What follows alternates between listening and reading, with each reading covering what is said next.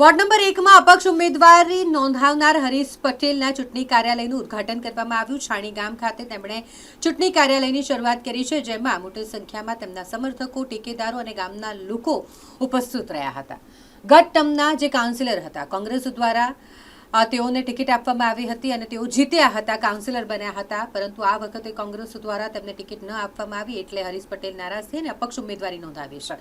હવે જ્યારે તેઓ અપક્ષ ઉમેદવાર તરીકે ચૂંટણીના મેદાનમાં આવ્યા છે, તરબૂચના નિશાન સાથે વોર્ડ નંબર 1 માંથી ચૂંટણી લડવાના છે, માટે ચૂંટણી કાર્યાલયનું ઉદ્ઘાટન કરવાનો કાર્યક્રમ આજે યોજાયો હતો। અપક્ષ ઉમેદવાર હરીશ પટેલના ચૂંટણી કાર્યાલયનું ઉદ્ઘાટન, જેમાં મોટી સંખ્યામાં લોકો ઉપસ્થિત રહ્યા હતા। વોર્ડ નંબર 1 ની અંદર અપક્ષ ઉમેદવારી કરી છે। તરબૂચ નિશાન છે મારું, ક્રમાંક નંબર 18 છે।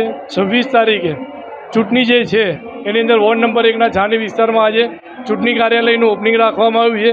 આ ઓપનિંગની અંદર છાણી વિસ્તાર હોય, પેન્શનપુરા હોય, નિઝામપુરા હોય, ટીપી 13 હોય, તમામ વિસ્તારના લોકોને આમંત્રણ આપવામાં આવ્યું છે। તમામ લોકોના આશીર્વાદ મને મળવાના છે। આશીર્વાદ રૂપી 26 તારીખે તમામ લોકો વોટ આપીને આશીર્વાદ આપવાના જેવી આશા છે અને 28 તારીખે અમારી જે વિજય રેલી છે, ભવ્યમાં ભવ્ય વિજય રેલી નીકળશે એવી અમને આશા છે।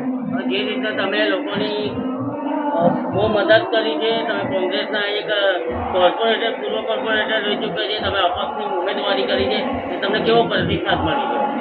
પાર્ટીમાં કોઈ પણ જગ્યાએ હોય, જનસેવા કરવી છે, એમાં કોઈ સિમ્બોલની જરૂર નથી। 5 વર્ષ લોકસેવા કરી છે, જનસેવા કરી છે। કોર્પોરેટર હતા ત્યારે, કોર્પોરેટર નહોતા ત્યારે પણ, કોરોના હોય કે પૂર હોય, લોકોના ઘર ઘર સુધી જે પણ જરૂરિયાત હતી એ પૂરી કરી છે।